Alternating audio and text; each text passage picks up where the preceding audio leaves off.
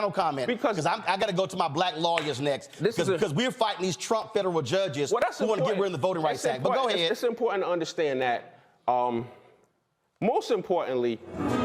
Oh, my bad. My bad. I need to put on some Marvin Gaye because this is some bullshit. Go right ahead. Most importantly, we're trying to pivot off of the Democratic plantation. We're trying to make a pivot from this hold. How about you pivot to facts? This hold. How about you pivot to facts? That this party has on my people. How about you pivot to facts? That's so destructive to my people and my community. Pivot to facts? That's what I pivot to. You literally. Now, Trump is the alternative. No, he's not. I support him. Dude, you literally That's the most important You literally thing. called the January 6 people dissenters when they were domestic terrorists. I said what? Say that again? You have been quoted as calling the January 6 folks dissenters when they actually are domestic terrorists. Well, listen. You support them? I stand in solidarity with any American brother or sister, like I said from the very beginning. You stand in solidarity with the Oath Keepers? That's going through hard times. Do you stand in solidarity with the Oath Keepers? Mark, because I don't take no pleasure in any American brother. Mark, this is the thing. I'm asking you a question. I know how people feel. Do you stand in solidarity with the Oath Keepers? Listen, yes or no? I have empathy for black people, right? Because how do you think I feel in my community? I have been castigated throughout my community and family and friends. So here's the thing. But I know how they feel. I understand. Mark, and guess what? Because they hate Trump. But guess what? There's no future in that. There's no future in that. What's up, everyone? It's also Kenny here today. I wanted to talk about something very, I guess, personal. Not personal, but in regards to like this assumption about the black agenda. So, as we all know, in 2020, Ice Cube made I forgot what it was called, the Plan for Black America, and he pitched it to both parties, and it caused a whole uproar in the Democratic Party, especially with black women. They're saying, "Oh, what about black women?" and all this stuff, and it made me start thinking about the panic that Democrats are displaying as a whole, and. I want to show a clip from, Roland Martin. I know, like, in the community, he's like a big pusher of the Democratic platform. And he brings someone on that they're talking about the tired strategies of using white Democratic consultants, right? And to me, Roland Martin kind of represents the common black Democrat in the black community, right? And the speaker that he's going to have on in this next clip, he points out how a lot of black men are not politically engaged, politically involved, right? I used to get flack. I always used to get flack in the comment section whenever I bring this point up about how, in my view, the black vote is a low information vote because they're not politically informed, right? And in this clip, his guest speaker, Roland's guest speaker, he talks about how a lot of these polls are wrong because they're not actually representative of the majority of black men that votes, or that tends to be sporadic voters, is how he claimed. So I'm going to go into the clip and then we'll dive in further on. Let's take a look. Here's the problem, Roland, and you know this more than me. The people they're calling are not representative of the black men who don't normally participate in election. Unfortunately for them, that's a majority of black men. Listen to what I'm saying. 70% of black men across this country that are already registered are what the world calls sporadic or non-voters, meaning they voted in one out of the last 3 elections, presidential elections. That's not a critique of black men. It's a critique of these tired strategies that tend to spend their money on mainstream media trying to reach black men, fighting Republican talking points. Republican talking points have not worked for black men since Martin Luther King dad said, if you don't support my son, get him out of jail, talking about Martin Luther King who was riding with a white woman in Georgia in the prison. They've not got over 12%. Never.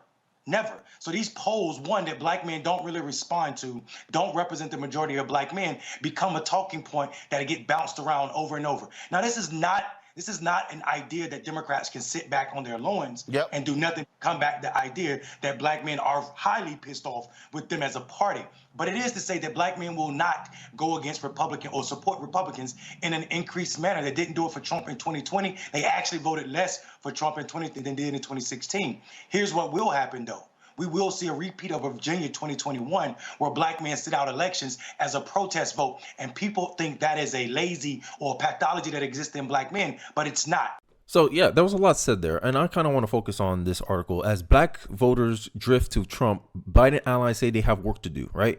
And it was based on a poll, and I just want to highlight it, that they found that 22% of black voters in the 6 month, and this is what they're talking about, in 6 of the most important battleground states said that they will support former President Donald Trump. In next year's election, 71% would back Trump, would back Biden. The drift in support is striking, even given that Trump has just won 8% of the black vote nationally in 2028 and 6% in 2016. And he made an argument, the guest speaker in Roland's show, that the amount of black votes decreased for Trump. And what he was saying there is, I believe the absolute number decreased for Trump, but Trump still had made gains on all the black voters that did vote. That's the assumption I'm making, right? So it's highlighting a way is that, and this is where the waning of the mobilizing of black support is the problem for the Democratic Party, is because they know they can't afford to have less black people voting. And some of the problems that I believe he listed out is that, he made a mention about how people try to reach black men and how the tired strategies that the Democratic Party, to me, what's the incentive, right? He's claiming that this is showing to be the Democratic Party should take advantage of the black vote, but they do. Like, it's been known for years that the black vote gets taken for granted all the time, because what he just explained in the last clip shows the actual problem with the black vote, that they don't want to even consider the Republican Party. So you're stuck. It's like you're in a dead end. That's a dead end. If you're not willing to consider what the other side has to offer, then in an effect, all you're doing is protesting in vain. Doing the same thing over and over and over again and expecting a different result is insanity. And that's what's going on in the black community. And he keeps talking about things in the past. I'm talking about things in the future. The polls only show what is going on based on past events and giving you the results of those outcomes today. That's what polls show. It doesn't broadcast anything in the future. So to pretend just because, in the past, Republicans never got over 12%, does not necessarily guarantee that in the future. We're already seeing trends, and that's what's the point. It's a hint. He actually increased support of people that actually voted. Not the absolute number of black men actually went down. Who cares? They didn't vote. They didn't vote for Democrat. They didn't vote for Republican. What we're focusing on as the black people that did vote, there was an increase there for Donald Trump. So there's a trend there. And my solution here is that even though, record unemployment for black unemployment under Trump, my argument is a lot of black people didn't know that was the case. Because like the guy said in the clip, majority of, I'll say this is majority for black voters, not just black men, but they don't really vote like that. And the way they usually mobilize votes, black men to vote, is there was a commercial. Remember the no voting, no bucking? That show, that commercial, that ad, essentially insinuating that if black men don't vote, black women don't sleep with them. That's how they get y'all out to vote. And it failed, obviously. He said that, less black men sat out. So what works? Like you had these, like a black consultant, because his argument is trying to say is that because of someone's skin color, they don't know how to reach people. You don't think it was a good strategy for Biden to talk to Cardi B, get endorsed by Cardi B, go talk to The Rock, get endorsed by The Rock, right? Because remember, according to this guy, I agree with his argument. Most black people are not informed. They're not politically engaged like I am, like Roland is, like this guy is. We're not representative of the typical black voter. So how you reach them? They latch onto some of their cultural icons. This is why they're so scared of the black support going away, because of Waka Flocka. I call him Waka Flocka, but Waka Flocka fame. He's been a big endorser of Trump. When 50 Cent was considering voting for Trump, you saw the uproar. But they want to continue to try to perpetuate this narrative that, black men would never go consider Trump. No, black men will consider Trump. I think a lot more of them are considering Trump than they did in the past, because they can test in reality. I want to show this final clip from this same guy, and he talks about how black men tend to be issue voters. The need to persuade black men is not about candidates. That does not work. If you go to black men talking about this candidate is going to save you, or this election is the most important, you've already lost the right to be considered a trusted messenger. What's necessary is you talk about what's likely, what's possible under this candidate, what's possible under this election. That works, because black men are issue voters. So when I hear people say stuff like what we hear in this brother's messaging, it's wrong. First of all, majority of black men that are sitting out elections aren't even worried about college debt because they don't have it. Right. Majority of these brothers don't even have college degrees. That's not what they're bitter about. This is this so-called self-made millionaire. I doubt if he is. This so-called self-made millionaire complaining about something that's personal to him. And what we know about black men, just like black women, we vote together more than any other demographic, racial demographic, or any other demographic in this country. So this idea that we are selfish people, there's a pathology that exists in us that will keep us away from the polls because of our own needs, does not ring true at all as it pertains to black men. Period. Well, so you see now you heard that. So he starts going off like, okay, hey, student loan debt is not really a big consideration for black men. And all he's really highlighting to me is that the Democrats don't have anything specifically that black men benefit from, but they continue voting at a 70% clip for the Democratic Party. That's all he highlighted to me. Because the Democratic Party, and I always say this, is that they want you dependent on them because they have leverage over you. They can be like, hey, if you don't vote for me, Republicans going to go in and cut entitlement programs, which disproportionately benefits who? Black women. If you look at the community as a whole, black men has a less usage rate of welfare compared to black women, right? Like if he's talking about issues, he's talking about something tangible, right? Who tangibly benefits from Democrats being in office? Black women. Who got corporate America out here throwing themselves donating tons of billions of dollars, Goldman Sachs, to black women so they can make it in corporate America? Where's those for black men, right? Because if his argument is, oh, we're the most collective people, we vote together, we're not selfish, then look at the black woman. Why isn't there any something specific for like just black people? Because if we're supposed to vote as a group, the assumption is we all benefit from the policies of that party, right? But if you look at it, welfare, black women disproportionately benefit from that. Corporate America, DEI, black women disproportionately benefit from that. Student loan forgiveness, black women benefit from that. Like, he trying to make this argument that, oh, black men, we don't even benefit from social whatever, but we still vote for this party. Oh, okay, so you follow your woman. That's why you vote for the Democratic Party. It's not because you have any agenda. You have anything specifically going for you. And that was the critique of the self-made millionaire he tried to criticize right now, is that he's saying that black men don't have anything for them. They're literally donating their vote because of the black woman. Black women are pretty much leading the black community, the black vote. And they're the most loyal Democratic vote. They vote I think 94% compared to black men. And this is why you see a lot of black men considering the Republican Party. Why a lot of black men like Waka Flocka considering Donald Trump. Right? So I want to go into the platinum plan because like he said in the video, right? He said black men are issue voters. Okay. And I'm looking at the issues and I'm like, yo, black men have a lower average income compared to the black women, right? What kind of messaging that Trump get? Because his thing was, oh, we all must benefit. It can't be something specific like student loan forgiveness because it don't affect black men. Okay, what about the economy? You don't think that affects black women? It affects everybody, not just black people. And that's the difference between the Republican platform and the Democratic platform. The Democratic platform is the one that they try to play this, oh, we have special preferences for this group. Here's certain preferences for another group. The Republican platform is, hey, we want to push policy that benefits everybody. And the biggest critique black people always have, and I always hear it in the comment section, is that the Republicans don't know how to message to black folks. Black folks like to have something specific for them, aka the black agenda. They want an agenda specifically for them. And in my head, I'm like, that's kind of self-centeredness. That's in some ways, that's a little narcissistic, black people. That you think you're so special that but you wanting our vote, Kenny, you want our vote, so you got to give us something specific. But you benefit from a good economy. You benefit from a safe community, especially when crime disproportionately affects black people because black people are the biggest perpetrator of crime. Nationwide. Black people are the disproportionately victims of violent crime because of black on black crime. You benefit from that. But because, it's not messaged for you specifically, they're not meeting us where we at. That's a big problem. But hey, Donald Trump, here's Donald Trump's platinum plan that Waka Flocka seemingly endorsed, right?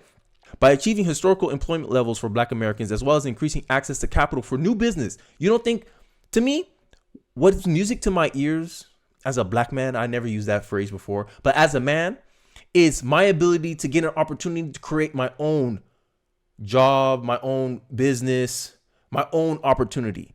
Let me do it for myself. This do for self message I think is one of the strongest messaging that the Republicans have on their side of this issue. Not like, oh, we're gonna wait for somebody to come save us. I agree with them. Black men ain't looking for saviors. Men are in general don't look for saviors. Women look for saviors. Men don't look for saviors. We look for an opportunity.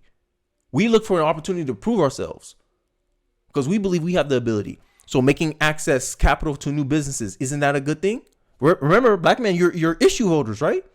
President Trump has been committed to ensuring all black Americans can achieve their American dream. He's not doing something specifically for you. In this, he's highlighting, hey, this can work for you. By signing into law and celebrating the First Step Act, President Trump has brought common sense criminal justice reform to American people for the first time in decades, while ensuring that our streets and communities are safe for families and businesses. Black people always complain, oh, the justice system is corrupt. Justice system is corrupt. And I'm always go, the places with the most corrupt justice systems tend to be blue states, blue cities. I'm just saying. All you got to do is look at New York. Dude protect his property. He's the one who's going to jail, not the criminal. Crazy.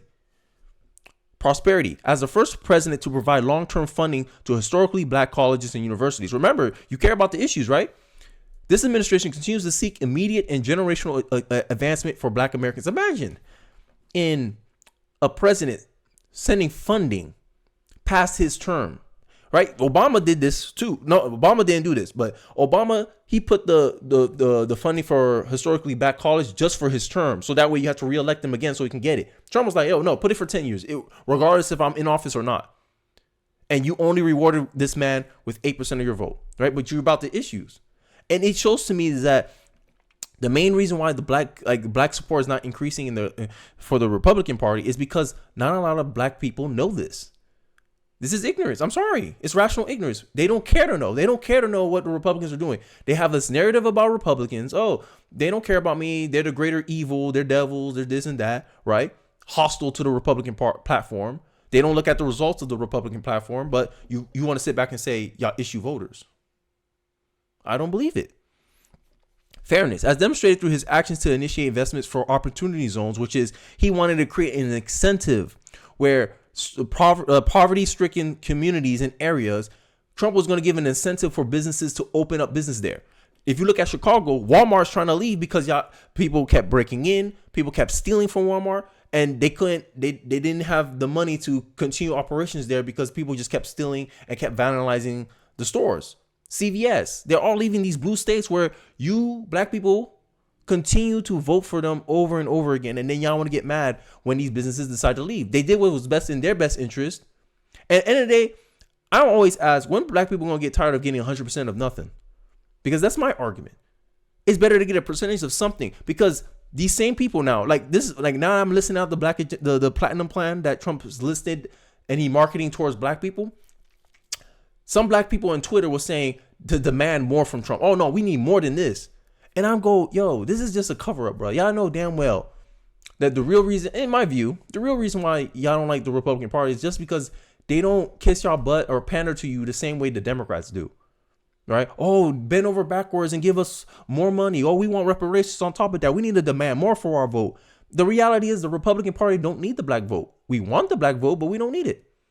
Because at the end of the day, if you do a protest vote, in reality, you're only hurting the Democratic Party. And the Democratic Party is not going to change because you have not shown no willingness to actually vote for a Republican. So you're stuck. That's what I'm talking about. The strategy they're talking about is 100% of nothing. And if you want to be stubborn, you sit here. Okay, that's fine. Because in 10 years, I already said it, the black vote is not going to matter in a couple more years. Especially that we're not having kids at the same rate as Hispanics and other. That's why you see the Republican Party and the Democratic Party, they fighting over the Hispanic vote though. They going, what? They going to war for the Hispanic vote. Black vote is like, Republicans treat it as a nice to have. Democrats like, oh, they ain't gonna leave, right? Give black churches the ability to compete for federal resources for their communities. There's a lot of churches in the black community, right? Look, these are actually implementable, right? What's actually possible? Here it is. It's listed out in Trump's agenda. But do you actually sit down and take the time to read a Republican platform? No, y'all don't. Y'all make assumptions. Y'all believe in narratives that you only hear one side of, right? I already told you media is the most dangerous entity in the world. It can make the innocent guilty and the guilty innocent. That's your boy Malcolm X said that. And I make the argument, hey, most of media is ran by liberals, leftists. Democrats. Look at the journalists. Majority of the journalists are Democrats. They donate to the Democratic Party. You're not getting a biased view on it. You're not getting a narrative about what's actually going on with the issues that's actually affecting your community. No, Kenny. No. You spinning. You trying to spin it. No, that's not a spin. It's facts. Right? Neighborhoods with highest policing standards, committed to working on a Second Step Act, access to better education and job opportunities and training. Right? He wants to bring jobs in, offshoring manufacturing to advance jobs and development opportunities for Black-owned businesses, advance home ownership opportunities, and enhance financial literacy in the Black community. How many times these pro-Blacks in the web sphere and the community, they always talk about how much financial literacy matters in the Black community. If we can't manage our resources, we're always going to be doomed to fail no matter how much money we make. It's listed out here in Trump's platinum plan. Look. I'm showing it to you because I know most people won't do it themselves. So we're gonna sit together and I'm gonna show you better and tailored healthcare to address historical disparities. He's not saying it's because of racism, which is an imaginary problem. It's fluff. He's like, hey, look, there's a process issue. Something in the process is calling this. It's not race.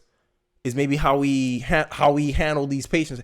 Maybe it's due to the fact that a lot of Black people are on Medicare. Who knows what it is? But you let the Democrats market to you and pretend that, oh, woke stuff's actually doing something. You reward the Democrats for looking good instead of doing good by your community. That is the problem with the Black agenda. Oh, reparations? Let's do reparations. And y'all vote for that. Even though it's not statistically possible, it's a low probability outcome because only Democrats agree with reparations. Independents like me don't agree with it, and Republicans don't agree with it. So it's not going to pass. But y'all vote hand over fist to do it. But what Trump's outlining here in his platinum plan is more doable than you getting reparations. Here's the truth: the Democrat committee they don't need no Black consultants. Oh, you need a Black consultant to learn how to reach Black people. They're looking at you like, yo, we got your vote on lock. What we need help with? You and Al Sharpton just need to make sure that these Black people actually show up. That's all y'all need to worry about. Because at the end of the day, you reward them with your vote every single year, without a threat of it being changed. And then when you look at the Hispanics, you see how hard the Republicans and the Democrats fight for them. You like the kid that used to be popular. You're on your way out. I'm telling you, Black vote, yo. In my argument as a Black conservative, I go, hey, at least make your vote, at least get something for your vote. Because standing here and doing nothing, it's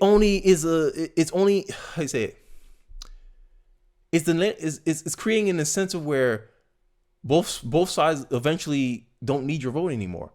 At least right now, you can leverage your vote to get something like the platinum plan. And I think Trump is the only president really catering to you guys like that. Trump is the first, and I think in recent memory, other than I think Vivek kind of markets to you guys, but he talks in general, like the nation. But Trump's the only Republican right now that's running that's actually talking directly to a group and highlighting, hey, here's a plan that I think will help your group. He's the only Republican candidate doing that. And y'all only rewarded this candidate with 8% of the vote. But then y'all talk about how, oh, you want people to mobilize and support your party? Do something for your party. And this guy gave you record unemployment for Black people. He gave you a booming economy where you guys were all doing good. Inflation wasn't so out of control until 2020. Right? The same argument, and then the funny part is people like Roland Martin will try to take credit away from Donald Trump, saying that, oh, no, unemployment wasn't because of him. But then COVID was because of him. COVID happened under his watch, so COVID was his fault. But record unemployment for Black people happened under Trump's watch, but we don't want to give him credit for that. Make it make sense. But I think I rambled enough. Let me know your thoughts in the comment section. Let me know what you guys are thinking, right? Especially you people who say no Black vote, no Black agenda. To me, it's a cop out. It's just you're just trying to find reasons not to like what Trump is proposing. It's not practical. We need more. Like, end of the day, this is what you got. Get something over 100% of nothing. That's all I'm trying to say. Right? And stop expecting the Republicans to act just like the Democrats, bro. There's two separate parties. Therefore, there's two different decisions you have to make. Because it seems like Black people have a problem with making trade-offs. You have to make a trade. You want a party that cares about your race, you go vote Democrat. If you want a party that don't care about race, but they're trying to make it a general environment where everyone can succeed, you vote Republican. You can't try to mix and have best of both worlds. That's not how it works. You have a distinct choice. And it seems like black people are not willing to sacrifice to go forward. And I think this is an important step in the black community, is that there needs to be more parity. It can't be 90% all the community vote one way, and then the 10% that's trying to advocate for the alternative, they get shut down, shamed, and smeared, like you saw in the intro of this video by Roland Martin. That's exactly what happens to black people that think differently than the norm. Because in the black community, it seems black culture just want conformity, not diversity of thought. They want diversity. They only care about diversity when it benefits them, but they hate it when it doesn't. And diversity of thought is one of the biggest things that Democrats hate to see in the black community. But you know me. I digress. Thanks for watching to the end of the video. I know it's been a long one. Don't forget to like, comment, subscribe, and I really do appreciate you guys for watching to the end of the video. And I'll catch you guys on the next one. Peace.